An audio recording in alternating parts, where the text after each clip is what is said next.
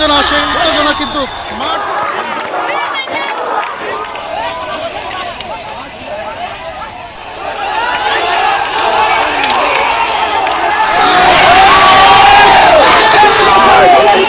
পরিবেশে শৃঙ্খলাবদ্ধভাবে দুই টিমের বিদ্যালয় আজকে এখন যে ফাইনাল খেলা অনুষ্ঠিত হবে দুটি স্কুলের ভিতরে। আমাদের পুলিশ ভাই আছে, তোমাদের সামনে কিছু কথা বলো। তোমার আসসালামু আলাইকুম। কোন প্রকার গ্যাঞ্জাম মারামারিতে জড়ানো যাবে না। আমরা যথাযথ বন্ধু তোমাদের ভাই। হ্যাঁ,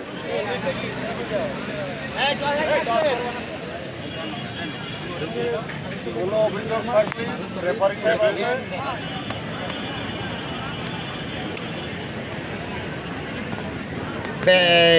ম্যান তোমরা টসে জিতেছো, তোমরা সাইড ম্যানে পাবে। প্রথম সেমিফাইনাল খেলায় আটগোপালপুর মাধ্যমিক বিদ্যালয় এবং গোয়ালপাড়া মাধ্যমিক বিদ্যালয়, দুই দলের মধ্যে আটগোপালপুর জয়ী হয়েছে এবং দ্বিতীয় সেমিফাইনালে মালানাবাদ মাধ্যমিক বিদ্যালয় এবং পুটিয়া মাধ্যমিক বিদ্যালয়ের মধ্যে খেলা অনুষ্ঠিত হচ্ছে। এখন পর্যন্ত গোল 0 গোলে ড্র আছে। আমরা চেষ্টা করি আমাদের এই জোনে যাতে কোনো ঝামেলা গ্যাঞ্জাম ফাসাদ না হয়, চেষ্টা করি।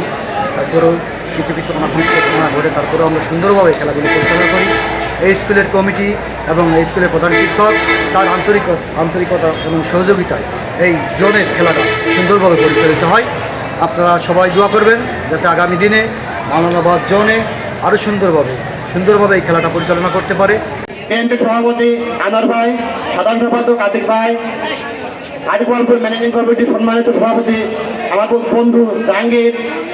শিক্ষা মন্ত্রণালয় কর্তৃক নির্দেশিত এবং পরিচালিত আন্তঃ স্কুল ফুটবল প্রতিযোগিতায় আজকে হোম ভেন্যু মাওলানাবাদ মাধ্যমিক বিদ্যালয়।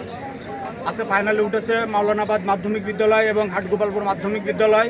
আজকে এখন যেই ফাইনাল খেলা অনুষ্ঠিত হবে দুটি স্কুলের ভিতরে আমি উপস্থিত। আজকে এই স্কুলের স্টুডেন্টদের সমন্বয়ে যেই দুইটা টিম, এই টিমের কাছে আমার বিনীত অনুরোধ থাকবে, এই দুইটা টিমই এই দুইটা স্কুলই আমাদের স্কুল, এই দুইটা স্কুলই প্রতিবেশী স্কুল এবং এই দুইটা স্কুলের একটি কলেজ, সেই কলেজে যায় এই দুইটা স্কুল আবার একই সেতুতে আবদ্ধ হয়।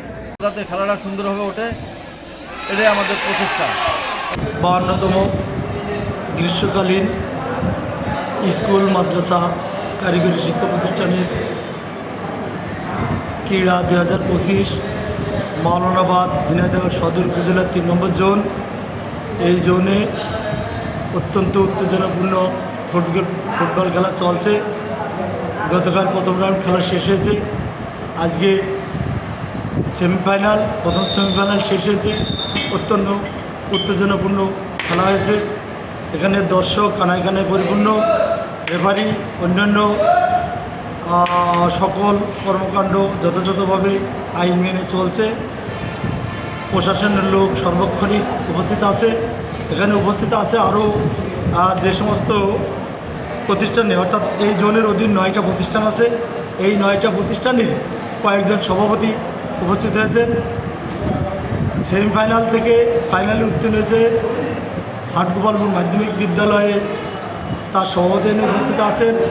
সার্বিকভাবে এই জোনের খেলা অত্যন্ত উত্তেজনাপূর্ণ এবং সব মিলায় শান্তিপূর্ণভাবে শেষ হতে চলেছে।